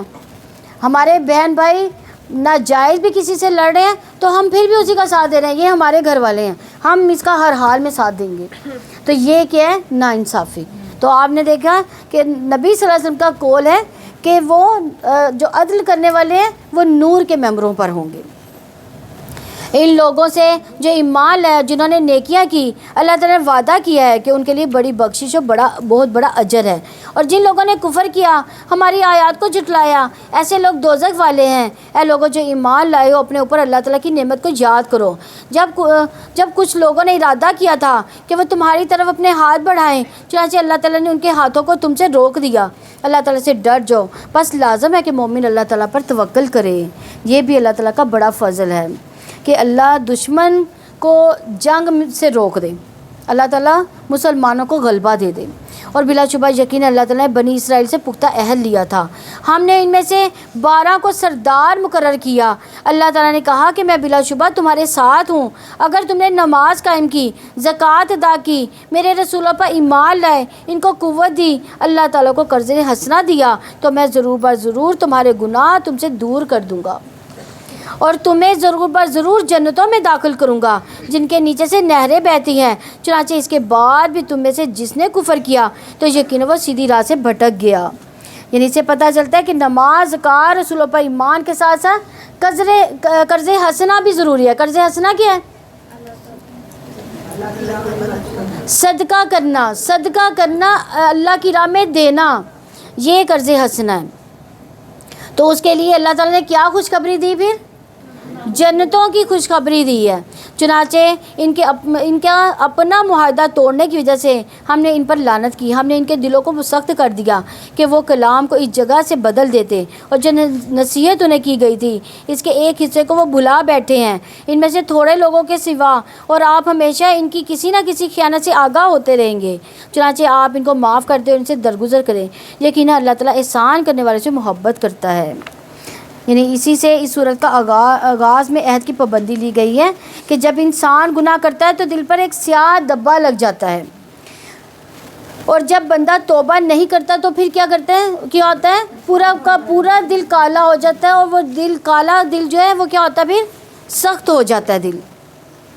تو یہاں خیانت کرنے والوں کے سے رویے کا اختیار کرنے کا حکم دیا گیا ہے، کہ مطلب بتایا گیا ہے کہ جسے پتہ چلتا ہے کہ کسی نے دھوکہ دیا ہے، ایسے لوگوں سے مختار رہیں لیکن درگزر کریں، کیونکہ بعض کا بہت پوچھ گچھ سے معاملات کیا ہوتے ہیں؟ خراب ہو جاتے ہیں۔ بعض کا کوئی دھوکہ دے کے چلا جاتا ہے تو ہم کیا کرتے ہیں؟ اس معاملے کی تحقیق کرنے بیٹھ جاتے ہیں، لیکن آپ درگزر سے کام لیں۔ اللہ تعالیٰ پہ یہ معاملہ چھوڑ دینا چاہیے اور منفی سوچ کو نہیں ابھارنا چاہیے۔ اور ہم نے ان لوگوں سے بھی پختہ عہد لیا تھا جنہوں نے کہا ہم عیسائی ہیں، پھر جو نصیحت انہیں کی گئی تھی اس کا ایک حصہ وہ بھول گئے، تو ہم نے قیامت کے دن تک ان کے درمیان بغض اور عداوت بھڑکا دی۔ اور ان قریب اللہ تعالیٰ انہیں خبر دے گا جو کچھ بھی وہ کیا کرتے تھے۔ اہل کتاب، یقیناً ہمارا رسول تمہارے پاس آیا ہے جو کتاب الہی میں سے بہت سی چیزیں تمہارے سامنے کھول کر بیان کرتا ہے، اس میں سے جنہیں تم چھپاتے تھے، اور بہت سی باتوں سے درگزر بھی کیا جاتا ہے۔ یقیناً تمہارے پاس اللہ تعالیٰ کی طرف سے ایک روشن و واضح کتاب آئی ہے۔ کون سی کتاب آئی ہے؟ قرآن پاک۔ اس کے ذریعے اللہ تعالیٰ اس کو سلامتی کے راستے کی ہدایت دیتا ہے جو اس کی رضا کے پیچھے چلا، اور وہ اپنے حکم سے انہیں اندھیروں سے نکال کر روشنی میں لاتا ہے، انہیں سیدھے راستے کی طرف ہدایت دیتا ہے۔ کنہیں دیتا ہے؟ جو قرآن پر عمل کرتے ہیں۔ نبی کریم صلی اللہ علیہ وسلم نے اس کے بارے میں فرمایا، بے شک انسان اللہ کی رضا حاصل کرتا ہے، مسلسل اس میں لگا رہتا ہے، تو اللہ تعالیٰ جبریل علیہ السلام سے فرماتا ہے کہ میرا فلاں بندہ میری رضا کی تلاش چاہتا ہے کہ اللہ کو راضی کر دے، اگر ہو اس پر میری رحمت ہے، کتنی بڑی جزا ہے اس کے لیے۔ اس کے ذریعے اللہ تعالیٰ اس کو سلامتی کے راستے کی ہدایت دیتا ہے جو اس کی رضا کے پیچھے چلا، اور وہ اپنے حکم سے انہیں اندھیروں سے نکال کر روشنی میں لاتا ہے۔ کس کے ذریعے سے لاتا ہے؟ اس کتاب کے ذریعے، اور انہیں سیدھے راستے کی طرف ہدایت دیتا ہے۔ بلا شبہ یقین لوگوں نے کفر کیا جنہوں نے کہا کہ یقیناً مسیح ابن مریم ہی اللہ تعالیٰ ہے۔ آپ کہہ دو پھر کون اللہ تعالیٰ سے کسی چیز کا اختیار رکھتا ہے؟ اگر وہ مسیح ابن مریم کو، اس کی ماں کو اور جو بھی زمین میں ہے سب کو ہلاک کر دے، آسمان و زمین اور ان کے درمیان کی بادشاہت اللہ تعالیٰ ہی کے لیے ہے، اور وہ جو بھی کچھ کہتا ہے پیدا کرتا ہے۔ اللہ تعالیٰ ہر چیز پر پوری قدرت رکھنے والا ہے۔ یعنی اگر عیسیٰ علیہ السلام کو اللہ نے بغیر باپ کے پیدا کیا تو وہ ایسا کر سکتا ہے، اس کا یہ مطلب نہیں ہے کہ وہ نعوذ باللہ ان کا باپ ہے۔ ان کی معجزانہ ولادت کا یہ مطلب نہیں ہے، کیونکہ اس سے پہلے اللہ تعالیٰ بغیر ماں باپ کے آدم علیہ السلام کو بھی پیدا کر چکے، اور یہودیوں اور عیسائیوں نے کہا کہ ہم اللہ تعالیٰ کے بیٹے، اس کے محبوب ہیں۔ آپ کہہ دیں کہ پھر وہ تمہارے گناہ پر تمہیں سزا کیوں دیتا ہے، بلکہ تم بھی انسان ہو ان میں سے جو اس نے پیدا کیے، اور اللہ تعالیٰ اس کے لیے چاہتا ہے بخش دیتا ہے، اور جس کو چاہتا ہے عذاب دیتا ہے۔ آسمانوں کی اور زمین کی ان کے درمیان کی بادشاہت اللہ تعالیٰ ہی کے لیے، اور اسی کی طرف لوٹ کر جانا ہے۔ یعنی مومن کبھی اللہ تعالیٰ کے عذاب سے بے خوف نہیں ہوتا، وہ فکر میں رہتا ہے کہ وہ اپنی نیکیوں کو بڑی چیز نہیں سمجھتا، کیونکہ مومن جانتا ہے کہ اللہ کی محبت محض تمنا کرنے کی نہیں ملتی بلکہ ان کاموں سے ملتی ہے جسے وہ پسند کرتا ہے۔ اہل کتاب، یقیناً رسولوں کے ایک وقفے کے بعد تمہارے پاس ہمارا رسول آ گیا ہے جو تمہارے لیے کھول کر بیان کرتا ہے کہ تم یہ نہ کہو کہ ہمارے پاس نہ کوئی خوشخبری سنانے والا آیا نہ کوئی ڈرانے والا، تو یقیناً تمہارے پاس خوشخبری دینے والا اور ڈرانے والا آ گیا، اور اللہ تعالیٰ ہر چیز پر پوری طرح قدرت رکھنے والا ہے۔ اور جب موسیٰ نے اپنی قوم سے کہا اے میری قوم اپنے اوپر اللہ تعالیٰ کی نعمت کو یاد کرو جب اس نے تم میں سے انبیاء بنائے اور تمہیں بادشاہ بنایا اور اس نے تمہیں وہ کچھ دیا جو جہانوں میں سے کسی کو نہیں دیا. یعنی یہاں اللہ تعالیٰ نے نعمتوں کو یاد کرانے کی بات کی ہے، کیونکہ جب انسان نعمتوں کو یاد کرتا ہے تو اس کے اندر ایک خوشی کا جذبہ پیدا ہو جاتا ہے، پھر وہ نیکیوں کی طرف دوڑ پڑتا ہے. اس کے برعکس ایک وہ شخص ہے جو صرف اسی دنیا کے گھر بنانے میں مشغول رہتا ہے، تو پھر ہمیں کیا چاہیے کہ صرف اسی دنیا کے گھر بنا کر دوسروں کے لیے نہ چھوڑ جائیں، بلکہ کیا کرنا چاہیے، اپنا آخرت کا گھر بنانے کی فکر کریں. اپنے وقت میں کچھ نہ کچھ حصہ اللہ تعالیٰ کے لیے ضرور نکالیں. اے میری قوم اس پاک زمین میں داخل ہو جاؤ جو اللہ تعالیٰ نے تمہارے لیے لکھ دی ہے، اور اپنی پیٹھوں پر نہ پھیر جاؤ ورنہ تم خسارہ اٹھانے والے ہو کر پلٹو گے. یعنی یعقوب علیہ السلام اپنے بچوں کے سمیت یوسف علیہ السلام کے پاس مصر چلے گئے تھے، تو عرصہ دراز تک بنی اسرائیل کے لوگ وہاں پر مقیم رہے، یہاں تک کہ فرعون نے ان کو غلام بنا لیا. اور پھر اللہ سبحانہ تعالیٰ نے موسیٰ کی قیادت میں فرعون کی غلامی سے ان کو نجات دی اور حکم دیا کہ اب اپنی زمین بیت المقدس پر واپس چلے جاؤ. لیکن وہاں ان کی عدم موجودگی میں دوسری قومیں جو تھیں وہ قابض ہو گئی تھیں، اور انہوں نے کہا کہ اے موسیٰ بلا شبہ اس میں ایک جابر قوم ہے اور بلا شبہ ہم اس میں ہرگز داخل نہیں ہوں گے یہاں تک کہ وہ اس سے نکل جائے. یعنی وہ لڑنا نہیں چاہتے تھے، وہ کہتے تھے کہ ہم کیوں لڑیں، حالانکہ اللہ تعالیٰ نے جہاد ان پر فرض کیا تھا. چنانچہ اگر وہ خود وہاں سے نکل جائیں تو یقیناً ہم داخل ہونے والے ہیں.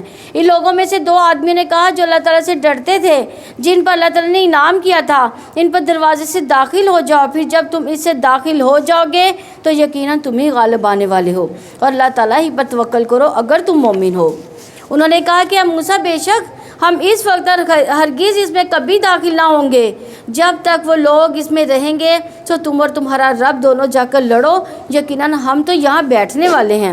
اس نے کہا اے میرے رب یقیناً میں اپنی ذات اپنے بھائی کے سوا کسی پر اختیار نہیں رکھتا، سو تو ہمارے اور اس نافرمان قوم کے درمیان علیحدگی کر دے. تو اللہ تعالیٰ نے پھر وہ زمین اس پر 40 سال تک حرام کر دی گئی. یہ لوگ زمین میں بھٹکتے ہی رہے. چنانچہ آپ نافرمان قوم پر غم نہ کریں. تو اس سے پتہ چلتا ہے کہ گناہ کی وجہ سے نعمتوں کے زوال بھی ہو جایا کرتے ہیں. یعنی اللہ تعالیٰ نے کون سی نعمت دی تھی ان کو؟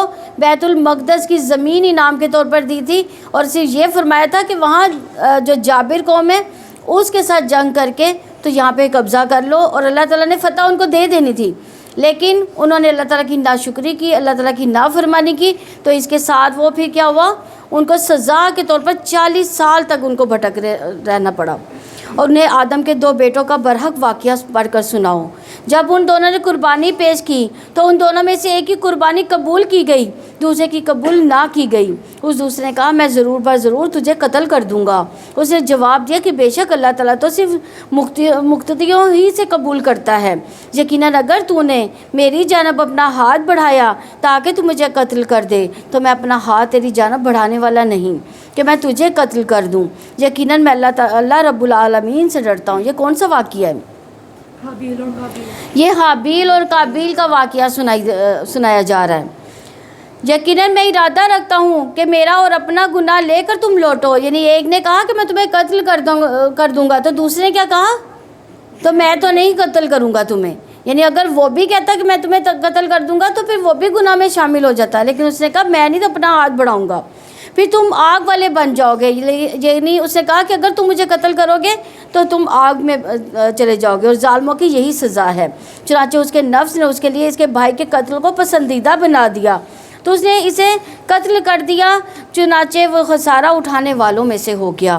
پھر اللہ تعالیٰ نے ایک کوا بھیجا زمین کو خریدتا تھا تاکہ وہ اسے دکھائے کہ کیسے وہ اپنے بھائی کی لاش چھپائے. اس نے کہا ہائے میری بربادی، کیا میں اس سے عاجز ہو گیا کہ اس کوے کی مانند ہو جاؤں تو میں اپنے بھائی کی لاش کو چھپا دوں. چنانچہ وہ شرمندہ ہونے والوں میں سے ہو گیا. یعنی پہلے اس نے قتل کر دیا، پھر وہ شرمندہ ہو گیا. دیکھا جائے تو ندامت پچھتاوے انسان کو کھا جاتے ہیں، اس لیے مختلف اس سے بیماریاں بھی بن جاتی ہیں. تو وہ انسان جو ہر کام کر جاتا ہے وہی انسان ہر کام اس پر بھاری ہو جاتا ہے. تو دیکھا جائے تو 2 طرح کے پچھتاوے ہوتے ہیں.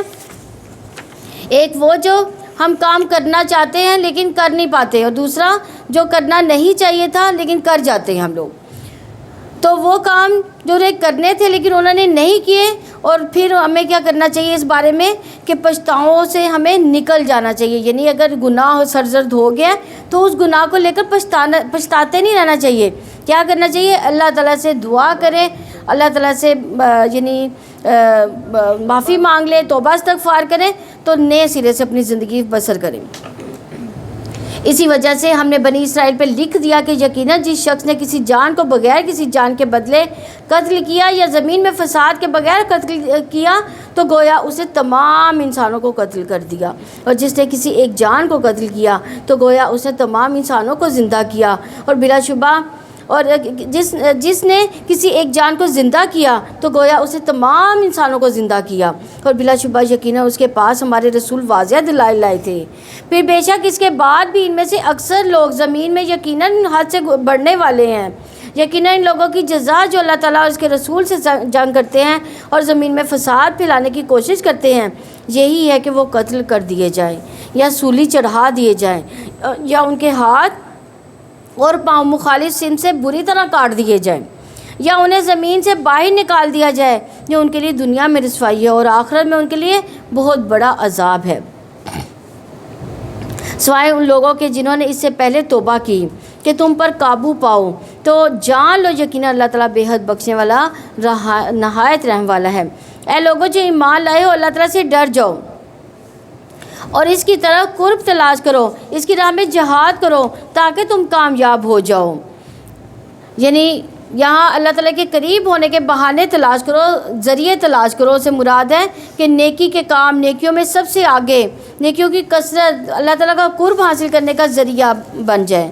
پھر نماز بھی جو ہے اللہ تعالیٰ کا قرب حاصل کرنے کا ذریعہ ہے، اس لیے نبی صلی اللہ علیہ وسلم نے فرمایا عقاب نماز قربت کا ذریعہ ہے، اسی طرح نیک اعمال وسیلہ ہے، تہجد قرب کا ذریعہ ہے، اور پھر قرآن سے تعلق اللہ تعالیٰ کا قرب کا ذریعہ ہے۔ اسی لیے رسول اللہ صلی اللہ علیہ وسلم نے فرمایا بے شک کچھ لوگ اللہ والے ہیں۔ صحابہ نے عرض کیا اے اللہ کے رسول وہ کون ہیں؟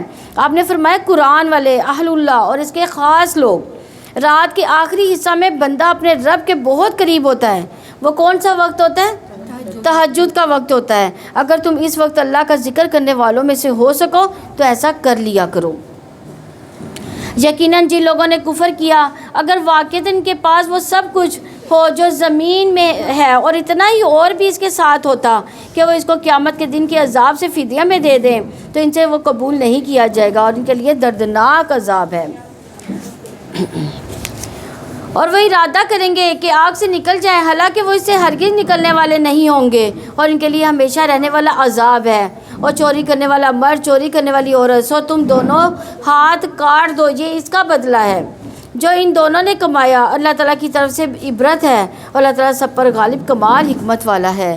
یعنی ہماری شریعت میں جتنے بھی احکامات ہیں ان کے کچھ نہ کچھ مقاصد ضرور ہیں، جیسے حسب النفس کی حفاظت، جان کی حفاظت، عقل کی حفاظت، مال کی حفاظت اور عزت کی حفاظت۔ اگر اللہ تعالیٰ نے یہ ساری حفاظتیں ہمیں بتائی ہیں تو اس میں ضرور کچھ نہ کچھ ہمارے لیے بھلائی ہے۔ پھر جس نے اپنے ظلم کے بعد توبہ کی، اصلاح کر لی تو یقیناً اللہ تعالیٰ اس کی توبہ قبول کرے گا۔ بے شک اللہ تعالیٰ بے حد بخشنے والا نہایت رحم والا ہے۔ کیا آپ نہیں جانتے کہ یقیناً اللہ تعالیٰ ہی کے لیے آسمان و زمین کی بادشاہت ہے؟ وہ جس کو چاہتا ہے عذاب دیتا ہے اور جس کو چاہتا ہے معاف کر دیتا ہے۔ اللہ تعالیٰ ہر چیز پر پوری طرح قدرت رکھنے والا ہے۔ اے رسول آپ کو وہ لوگ غمزدہ نہ کریں جو کفر میں دوڑ کر جاتے ہیں، ان لوگوں میں سے جنہوں نے اپنے منہ سے کہا کہ ہم ایمان لائے حالانکہ ان کے دل ایمان نہیں لائے، اور ان لوگوں میں سے جو یہودی بن گئے وہ جھوٹ کو بہت سننے والے ہیں۔ دوسرے لوگوں کے لیے بہت سننے والے جو اب بھی آپ کے پاس نہیں آئے، وہ کلام کو اس مقام کے بعد بدل دیتے ہیں۔ وہ کہتے ہیں کہ اگر تمہیں یہ حکم دیا جائے تو اسے لے لو، اگر تمہیں یہ نہ دیا جائے تو بچ جاؤ۔ اور وہ شخص اللہ تعالیٰ کو جس کو فتنے میں ڈالنے کا ارادہ کر لے تو آپ اللہ تعالیٰ سے اس کے لیے ہرگز کسی چیز کے مالک نہیں ہوں گے۔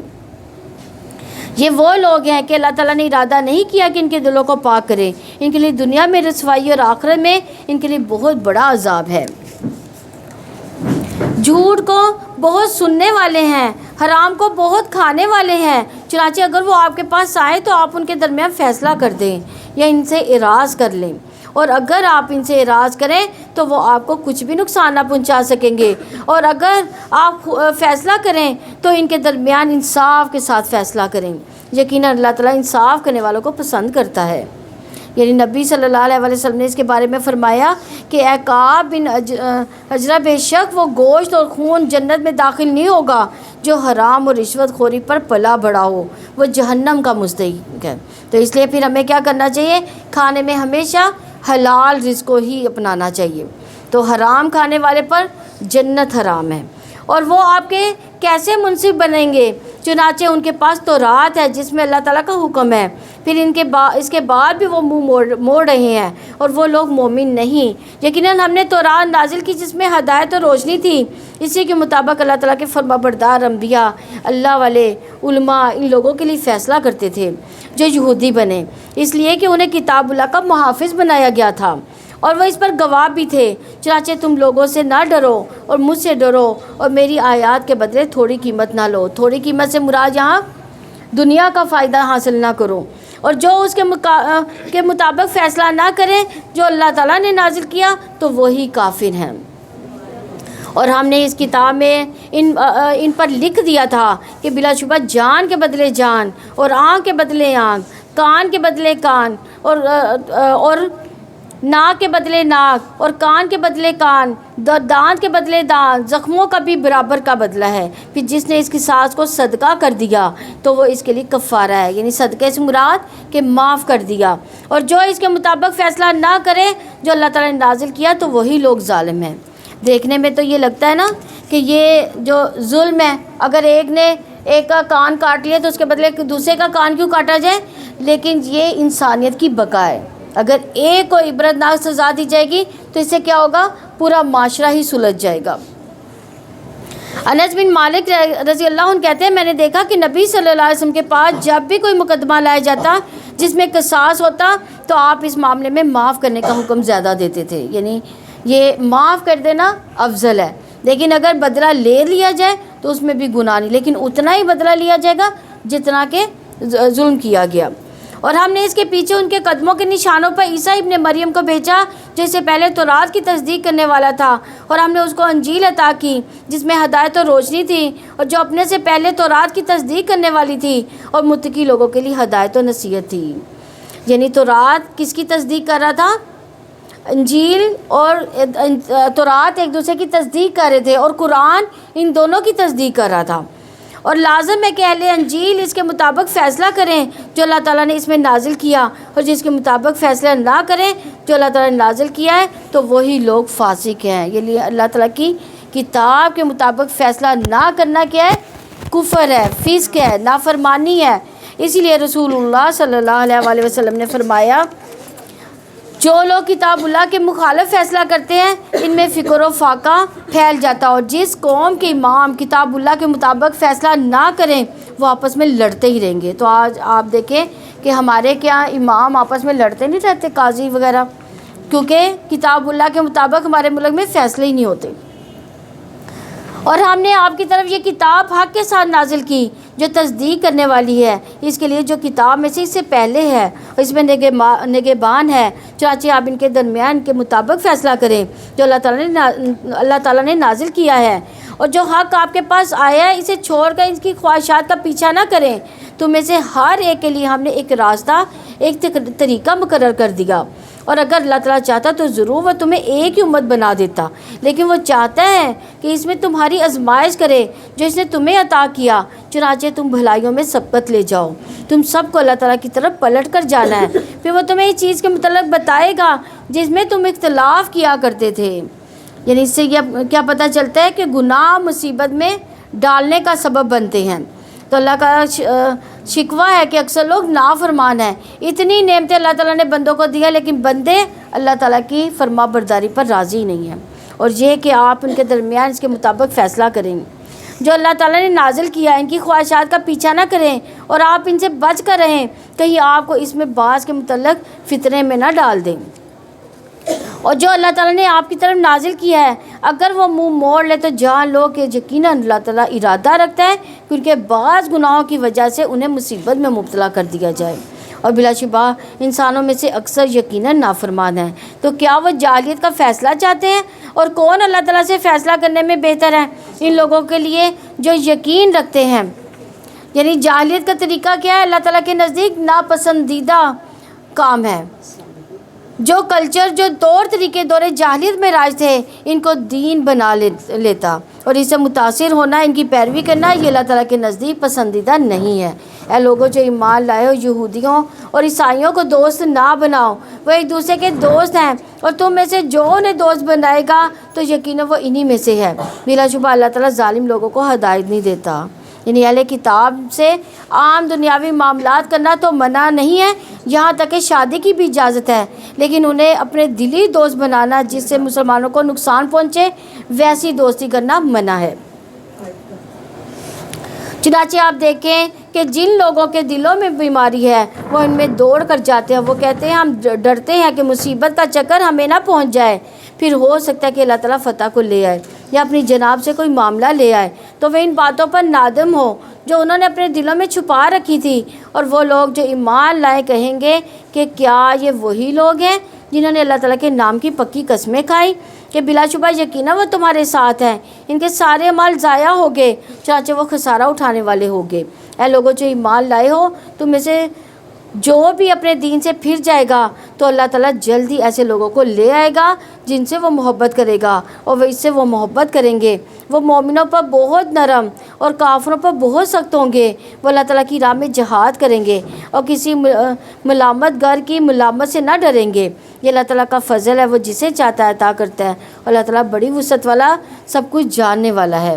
یعنی جو لوگ اللہ تعالیٰ کے دین کے ساتھ مخلص نہ ہو، وہ فائدے دینے کی بجائے دین کو نقصان دیتے ہیں۔ اللہ کو ایسے لوگوں کی ضرورت نہیں ہے، اللہ تعالیٰ نہ ہی ایسے لوگوں سے محبت کرتا ہے۔ بعض اوقات کسی ایک شخص کے نکلنے کے بعد اللہ اس سے بہتر لوگ لے آتا ہے، یہ اللہ کا وعدہ ہے۔ شرط یہ ہے کہ آپ کتنے اخلاص کے ساتھ کام کرتے ہیں۔ تو یہاں یہ دیکھا جائے گا کہ اللہ کی محبت کی علامت کیا ہے۔ اس کے بارے میں رسول اللہ صلی اللہ علیہ وسلم نے فرمایا، بے شک اللہ اس سے بھی مال دیتا ہے جس سے وہ محبت کرتا ہے، اور اسے بھی مال دیتا ہے جس سے وہ محبت نہیں کرتا، لیکن ایمان صرف اس کو دیتا ہے جس سے وہ محبت کرتا ہے۔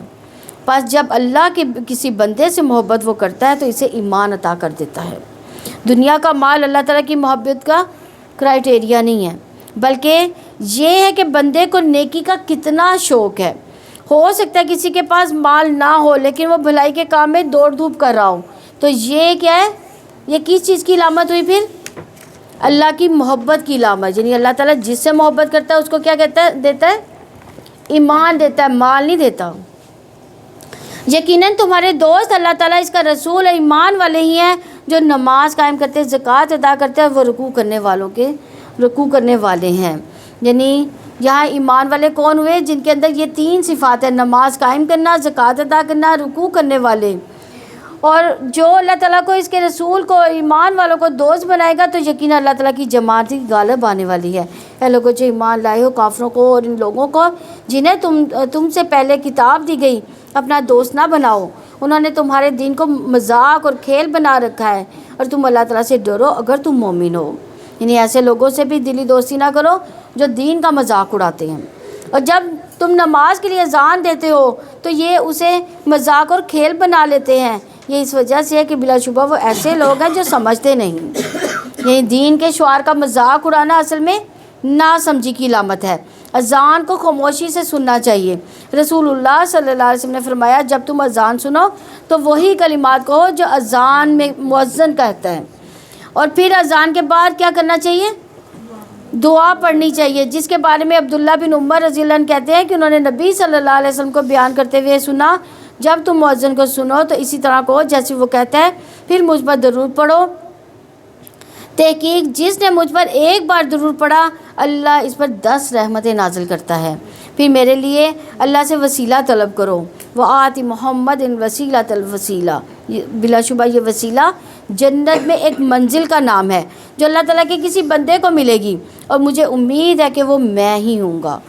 جس نے میرے لیے اللہ سے وسیلہ طلب کیا اس کے لیے شفاعت حلال ہو گئی، اور یہ بھی ہے کہ اس وقت کی ہوئی دعا جو ہے وہ کبھی رد نہیں ہوتی۔ اس لیے اذان کے بعد پھر کیا کرنا چاہیے؟ ہمیں دعا کرنی چاہیے، درود شریف پڑھنا چاہیے اور دعا پڑھنی چاہیے دوسری والی جو مسنون دعا ہے۔ کہہ دو کہ اہل کتاب انہیں تم ہم سے انتقام لیتے ہو سوائے اس کے کہ ہم اللہ تعالیٰ پر ایمان لائے اور اس پر بھی جو تم ہماری طرف نازل کیا گیا اور اس پر بھی جو اس سے پہلے نازل کیا گیا، اور بلا شبہ تم میں سے اکثر لوگ نافرمان ہے۔ یعنی اہل کتاب کو مسلمانوں سے ناراضگی کیا تھی کہ یہ قرآن میں آنے والی تعلیمات کی پیروی کرتے ہیں۔ کہہ دو کہ کیا تمہیں ان کے بارے میں بتا دوں جو اللہ تعالیٰ کے ہاں جزا کے اعتبار سے زیادہ برے لوگ ہیں، وہ جن پر اللہ تعالیٰ نے لعنت کی اور جن پر غصے ہوا، اور میں سے جن کو اس نے بندر اور سور بنا دیا، اور جنہوں نے طاغوت کی عبادت کی، یہی لوگ مقام کے اعتبار سے بدتر ہیں اور سیدھے راستے سے بہت زیادہ گمراہ ہیں۔ اور وہ جب آپ کے پاس آتے ہیں تو کہتے ہیں کہ ہم ایمان لائے، حالانکہ یقیناً وہ کفر کے ساتھ ہی داخل ہوئے تھے اور یقیناً اسی کے ساتھ ہی نکل گئے، اور اللہ تعالیٰ اس کو زیادہ جانتا ہے وہ جو چھپاتے تھے۔ اور آپ ان میں سے اکثر کو دیکھیں گے کہ گناہ میں اور زیادتی میں، حرام کھانے میں دوڑ دھوپ کرتے ہیں۔ یقیناً برے کام ہے جو وہ کیا کرتے ہیں۔ رب والے علماء والے انہیں گناہ کی بات کرنے سے اور حرام کھانے سے کیوں نہیں روکتے؟ یقیناً برا ہے جو وہ کیا کرتے تھے۔ یعنی برائی سے منع نہ کرنے والا ویسا ہی ہو جاتا ہے جیسے برائی کرنے والا، تو جو برائی سے روکتا نہیں وہ بھی اس میں شامل ہو جاتا ہے۔ تو پھر ہمیں کیا کرنا چاہیے؟ ہمیں ہمیشہ برائی کو روکنا چاہیے۔ اور یہود نے کہا کہ اللہ تعالیٰ کا ہاتھ بندھا ہوا ہے، ہاتھ تو انہی کے باندھے گئے ہیں، اور اس کی وجہ سے جو انہوں نے کہا ان پر لعنت کی گئی، بلکہ اللہ تعالیٰ کے دونوں ہاتھ کھلے ہوئے ہیں، وہ جیسے چاہتا ہے خرچ کرتا ہے، اور جو آپ کے رب کی جناب سے آپ پر نازل کیا گیا ہے وہ ان میں سے اکثریت کی سرکشی اور کفر میں یقیناً اضافہ کر دے گا، اور ہم نے ان کے درمیان قیامت کے دن تک بغض اور عداوت ڈال دی، اور جب بھی وہ لڑائی کی آگ بھڑکاتے ہیں اللہ تعالیٰ اسے بجھا دیتا ہے، اور وہ زمین میں فساد کی کوشش کرتے ہیں، اور اللہ تعالیٰ فساد کرنے والے سے محبت نہیں کرتا۔ یعنی اللہ تعالیٰ کے بارے میں بری بات کرنے والے پر اللہ تعالیٰ کی لعنت ہے، اور وہ اس کی وجہ سے اللہ تعالیٰ کی رحمت سے محروم ہے، اور اللہ تعالیٰ سے بڑھ کر صبر کرنے والا پھر کون ہو سکتا ہے؟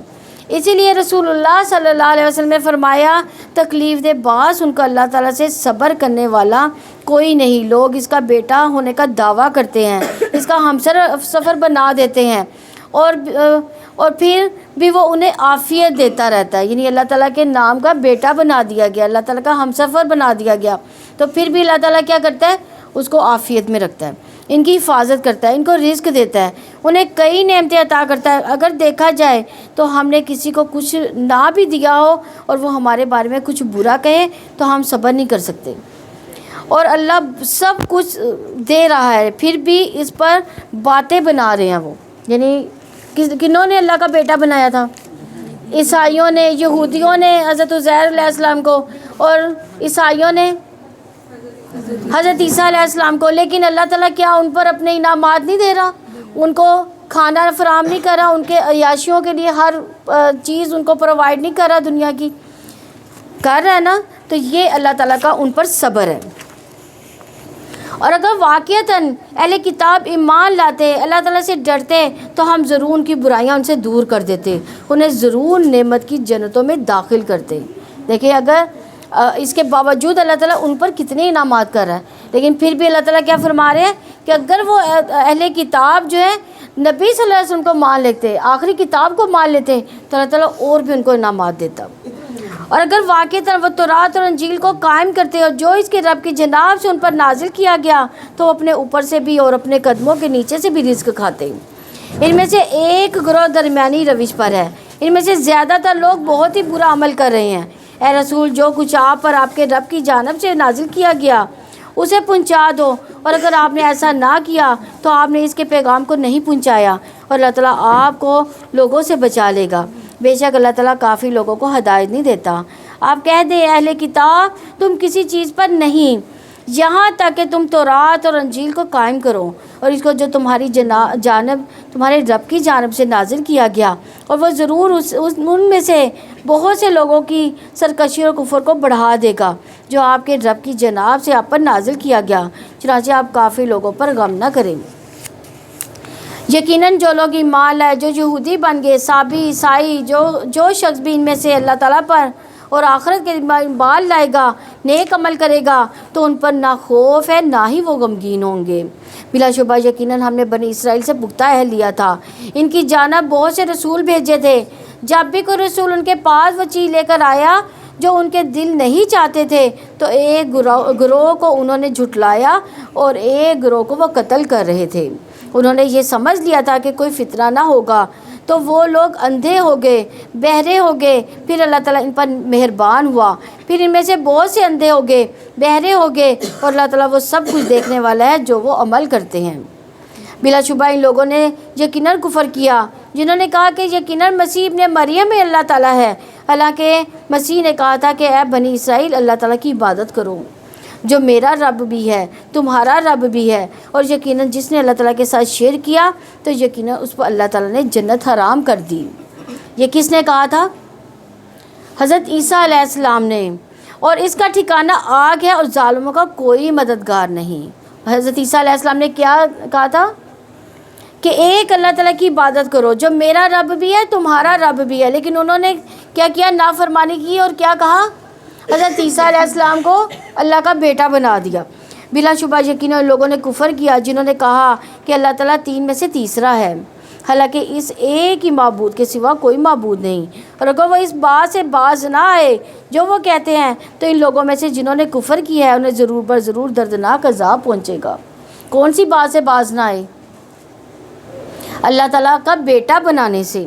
تو کیا وہ اللہ تعالیٰ سے توبہ نہیں کریں گے اور وہ اس سے بخشش نہیں مانگیں گے؟ اور اللہ تعالیٰ بے حد بخشنے والا، نہایت رحم والا ہے۔ مسیح ابن مریم تو صرف ایک رسول ہے، لیکن ان سے پہلے بھی بہت سے رسول گزر چکے، اور ان کی ماں صدیقہ تھی، وہ دونوں کھانا کھاتے تھے۔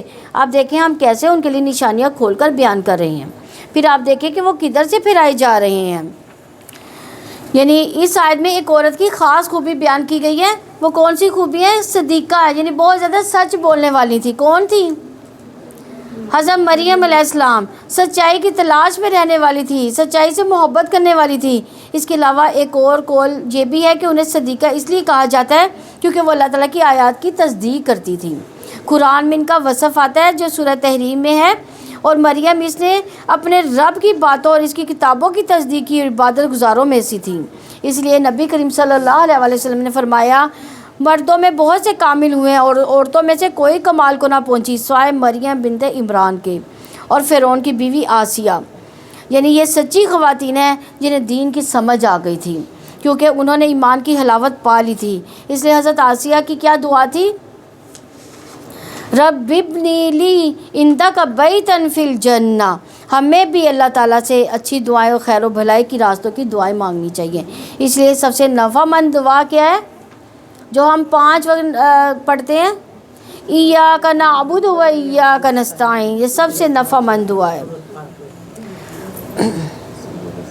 آپ کہہ دیں کیا تم اللہ تعالیٰ کو چھوڑ کر ان کی عبادت کرتے ہو جو تمہارے نقصان کا اختیار رکھتے ہیں اور نہ ہی نفع کا؟ اللہ تعالیٰ سب کچھ سننے والا، سب کچھ جاننے والا ہے۔ آپ کہہ دیں اہل کتاب اپنے دین میں ناحق حد سے نہ بڑھو، اس قوم کی خواہشات کے پیچھے نہ چلو جو اس سے پہلے یقیناً گمراہ ہو چکے، اور بہت سو کو انہوں نے گمراہ کر دیا اور وہ بھی سیدھے راستے سے گمراہ ہو گئے۔ بنی اسرائیل میں سے ان لوگوں پر جنہوں نے کفر کیا، داؤد اور عیسیٰ ابن مریم کی زبان سے لعنت کی گئی ہے۔ یہ اس وجہ سے ہے کہ انہوں نے نافرمانی کی اور وہ حد سے گزر جانے والے تھے، اور وہ ایک دوسرے کو اس برائی سے منع نہیں کرتے تھے جس کو وہ کر لیتے تھے۔ یقیناً بہت ہی برا ہے جو وہ کیا کرتے تھے۔ آپ ان میں سے اکثر کو دیکھتے ہیں جو ان لوگوں کو دوست بناتے ہیں جنہوں نے کفر کیا۔ یقیناً بہت ہی برا ہے جو انہوں نے اپنی جانوں کے لیے آگے بھیجا کہ ان پر اللہ تعالیٰ کے سخت ناراض ہوا ہے، وہ عذاب میں ہمیشہ رہنے والے ہیں۔ اور اگر وہ اللہ تعالیٰ پر اور نبی پر اور اس پر ایمان رکھتے ہوتے جو ان کی جانب نازل کیا گیا تو وہ انہیں دوست نہ بناتے، لیکن ان میں سے اکثر نافرمان ہیں۔ آپ بلا شبہ ان لوگوں کی دشمنی میں جو ایمان لائے سب سے سخت یہود کو پاؤ گے، اور ان لوگوں کو جنہوں نے شرک کیا، اور یقیناً آپ ان سب سے دوستی میں زیادہ قریب ان لوگوں میں سے جو ایمان لائے ان لوگوں کو پاؤ گے جنہوں نے کہا کہ یقیناً ہم نصارہ ہیں۔ اس کی وجہ یہ ہے کہ یقیناً ان میں علماء اور راہب ہیں، اور بلا شبہ وہ تکبر کرنے والے ہیں۔ یعنی جو تکبر نہیں کرتا وہ کسی کے ساتھ بھی بنا کر رکھ سکتا ہے۔ اللہ تعالیٰ سے دعا ہے اللہ تعالیٰ ہمیں بھی علم و عبادت کرنے والا بنا دے، علم والا اور عبادت والا بنا دے، تکبر سے بچانے والا بنا دے، اور انسانیت کی خیر خواہی کے کاموں والا بنا دے۔ وآخر دعوانا ان الحمد للہ رب العالمین۔